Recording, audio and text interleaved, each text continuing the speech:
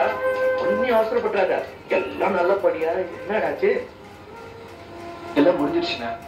என்னடா யாரு வீட்டுல சொல்ற மாதிரி முடிஞ்சு போச்சு கிஞ்சி போச்சுன்ற? இன்னும் மானம் கிட்ட அவனோட வாழ இஷ்டம் இல்லைண்ணா.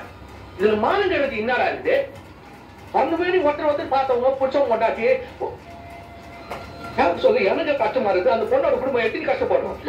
தானே ரொம்ப சந்தோஷமா இருக்கு. Very very happy. புரியுதா? தெரியா நடந்ததெல்லாம் ஒரு பாசிங் கிளவுட் நினைச்சு மறந்துரு. பாசிங் கிளவுடா? அவ்வளவு இங்கிலீஷ் தெரியும் எனக்கு. கல்யாணம் ஆவாத கஷ்டப்படுறவங்களை விட கல்யாணம் ஆகி பிரிஞ்சு கஷ்டப்படுறவங்க ஜாஸ்தி. ஹைபிரிட் பப்பா லேட்ட வளர்த்துட்டு கட்டி இப்படி புள்ள மாதிரி மனுஷப்பா எங்கன்னா தாடி கடி வளர்த்துட்டு தேவதா காட்ட பண்றவங்க கூட இதனால் வாழ்ந்ததே ஜாஸ்தி.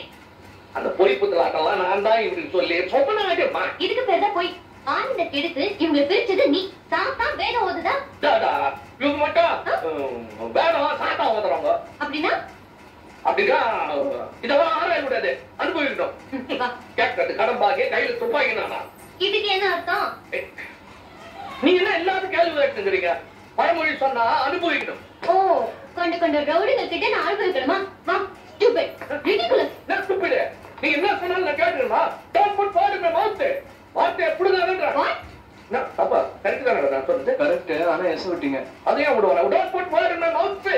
விடுங்கண்ணே. அப்ப முதல்ல சொன்னதே கரெக்ட் தான். ஆளை விடுங்கண்ணே. இது பாரு, என்கிட்ட வச்சுக்கிட்ட ஒரு உள்ள தூக்கி வைத்துற ஜாக்கிரதை. ஆஸ்பத்திரியை சுத்தி போட்டு வச்சு ஒரு பேசிக்கு அண்ட விடாத பண்ணல.